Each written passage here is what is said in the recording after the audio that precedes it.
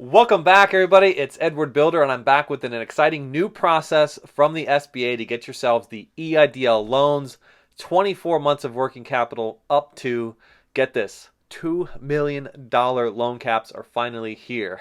But before we get into it, remember to like and subscribe to the channel to get your updates daily on small business, the economy, and much, much more so you could stay ahead of the curve right now and learn new methods of earning passive revenue. You can check out one of my secrets found in the description on how I do this using Airbnb. My crash course is on a mega sale, so rush up there and grab it before that course ends.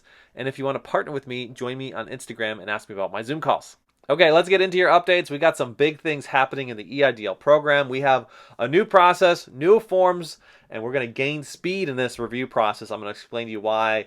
This could mean up to $2 million for some of you, and this could also mean up to $10 million for some of you if you have multiple businesses inside of corporations, because the SBA did also increase that limit from $2 million per person up to $10 million if you're inside of multiple businesses. Now, much of what we're about to talk about has yet to be published officially on the SBA's website, but the portal does tell the whole story of everything that's happening, okay? We have a new blue button to request more funds. Much of this will be self-explanatory. I will walk us through this, but there is one step that I do not want you to miss because you do still need to take more actions, okay? So hit on that blue button that says request more funds. You're going to see that text box appear. We've seen this before, okay? You have to enter into the text field if there's any new changes. This includes your bankruptcies. Hit the OK button.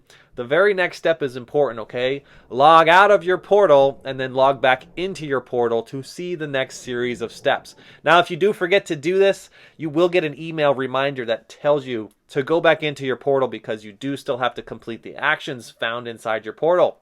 What shows up next when you come back in and log back in? That slider bar will come back and appear again. Now, select your amount, take your time trying to figure out how much you want to take, and it will show you the interest and the payments once this becomes repayable, how much you're going to owe back each month. Choose your amount, hit accept, and remember to account for the money that you've already received, right? So if you've gotten already $500,000, $1.5 million is the maximum that you will be allowed to see. Now the bar does start at $500,000 and goes up to $2 million, so it does account for you already. But if the bar does start out at a lower value, say it starts out at 0 and doesn't start out at the bottom value of your previous loan amount, you may need to account for that, okay? Remember that if you already took 125 and you're looking for another 300, 400, 500, to make sure you add it appropriately to that slider bar, okay? Hit accept and move forward. Now, this next section is not so self-explanatory, so I'm going to go into this with a little bit of greater detail here because new actions are going to appear. Some of the previous actions will be here. New actions will start to appear, okay? So if you have not yet requested more funds, the Form 2202 will show up, okay? It's the schedule of liabilities. This is not new. But what is new is the next one, 2019 business taxes. This is brand new. It no longer says the 4506T is required. And I need to get some clarity on this one, okay, because I need to clarify. It says 2019 business taxes. So inside the PPP program, they only wanted to see your Schedule Cs if you were a sole proprietor and not the full 1040. And draft copies were also accepted. Now, will e-file receipts be required here or stamped copies from the IRS be required here? We're going to find out those details and bring you guys an update as soon as we find out. Now, another new form that shows up is ODA Form P-022. Now, this isn't necessarily a new requirement, but it is a new standard form that's going to help you get this done. It's called the Standard Resolution. It's basically indicating that you are authorized to accept these funds, and it'll indicate who is on the board and that it gives you the authorization to move forward with processing this loan. Another new item here, which is very important, a list of real estate. They want to know a list of all of your assets. Now, I need clarity on this one as well because I need to discover if this is for all the loans that are greater than $500,000. Remember, I've been saying here on the channel that real estate collateral may be required if you go over $500,000 up to $2 million. And you may need enough of that collateral to cover that full balance of that loan, okay? Some of the clarity we need to figure out here, are they going to take, let's say you get a $1 million loan. Will you need $500,000 worth of collateral for real estate versus a total of $1 million worth of real estate for collateral, right? We need to find out these answers. I got messages in with my loan officers, and we will get those answers and post them here once we hear. Another new form, SBA Form 413. This is for a personal financial statement. It's a bit complex, so please take your time filling this one out. And this is more than likely for all of the loans that are going to exceed $200,000, because remember, there's a personal guarantee for everything over $200K, all right? So fill out all these forms, and once you complete these steps, it will say accepted next to the form as it's accepted. It'll actually give you some key indicators of where it is in the process, if it's inside review or if it's been accepted, okay? Now, forms are great and forms are also bad, okay? Because they allow for automations to occur. Now, this can introduce speed, okay? Like we saw in the PPP program, but this could also introduce errors that may be flagged for some type of error that's found on the form. A computer may not be able to interpret exactly what you're thinking as you're writing something down as a human could, and it's looking for standard things, and it may flag some errors here, okay?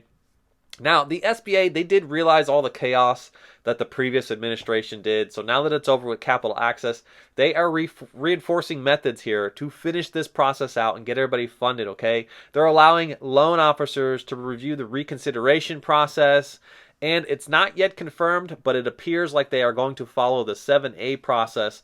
This means that the 4506Ts are no longer required up front for them to be able to fund you, okay? They will request the 4506Ts, and if the IRS does not return those within 10 days, they can make a decision to move forward here with the processing and sending you your funds, allowing the IRS 6 months to catch up and send you your funds. That seems to be why they're asking for right now and asking for all that additional information to really reinforce whether or not you can sustain this loan, okay? Now, as I said, this will introduce much more speed. We saw this in the PPP process because many of those systems were on automations. We actually witnessed like $300 billion just disappear with super fast speed inside the PPP program. I am going to imagine there will be a similar outcome with the remaining $250 billion that is left out there, okay? So take your time filling these forms out, but at the same time, don't hesitate to get this done, okay? Don't procrastinate. Make sure you get yourself in the queue for your loan modification and grab these funds, because it is expanded to more eligibility. It is raising the loan caps to $2 million and up to $10 million, so that money will go much faster now, okay? That's going to do it for your updates for today. Remember to turn on your subscriptions and your notification bell so you get your updates each and every day. And if you'd like to continue to support the channel, remember I have a crash course found in the description where you could use Airbnb to earn that passive revenue I talk about all the time here on this channel. That means you fall asleep at night and you wake up the next morning with piles of money sitting in your bank account. You didn't have to work a service to do this. I use Airbnb to do this. You could get yourself into the real estate game with a $50 bill in your hand, cash flow in 3 business days, earning an extra $5,000 to $10,000 each and every month. You don't have to own the real estate to do this. There are no credit checks required. And when you want to scale this process up and earn more money, you just simply repeat the process over and over again, scale and grow to as large as you wish. If you'd like to learn how you can partner with me in my current business and my current B&Bs, find me on Instagram and ask about my Zoom calls Tuesdays, Wednesdays, and Thursdays at 7 p.m. Eastern Standard Time and 8 p.m. Eastern Standard Time. I thank you guys again so much for tuning in today. You guys are amazing. I will catch you all on the next one. Bye for now.